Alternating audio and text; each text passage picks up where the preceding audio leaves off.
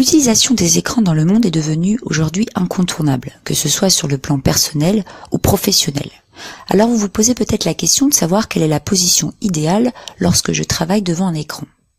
Cette vidéo, Travail sur écran, partie 1, réglage du siège, a pour but de vous apporter des solutions pour bien travailler et en toute sécurité face à votre poste de travail. Au bureau comme à la maison, on ne pense en effet pas souvent à régler son poste de travail et pourtant quelques notions simples de base peuvent vous éviter à long terme des troubles musculo-squelettiques. Les TMS touchent en effet les membres supérieurs et inférieurs et ce sont des troubles de l'appareil locomoteur pour lesquels l'activité professionnelle peut jouer un rôle dans la genèse, le maintien ou l'aggravation. Elles affectent principalement les muscles, les tendons et les nerfs, c'est-à-dire les tissus mous. En valeur chiffrée, les troubles musculo-squelettiques en France représentent 80% des maladies professionnelles et ont un coût moyen pour une entreprise équivalent à un 13e mois. Sur le plan clinique, elles peuvent correspondre à des cervicalgies au niveau du cou, à des tendinites au niveau des épaules, des coudes et des genoux, à des dorsalgies ou lombalgies au niveau du dos, ou au syndrome du canal carpien au niveau du poignet. Pour optimiser l'ergonomie du travail sur écran, le premier élément à prendre en compte est le siège. Nous allons d'abord régler la hauteur de votre siège. Deux notions simples. Pensez à bien caler votre dos au fond du siège. Les pieds devront être ancrés au niveau du sol. Mesdames, veillez à régler la hauteur de votre siège en fonction de votre chaussage. Les cuisses devront être à l'horizontale.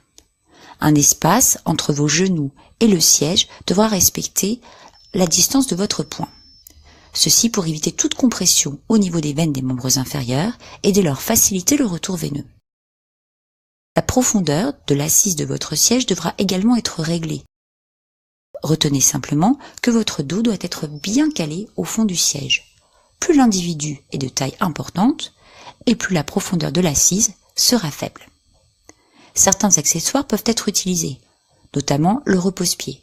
Si vous ne touchez pas les pieds au niveau du sol, n'hésitez pas à utiliser cet accessoire.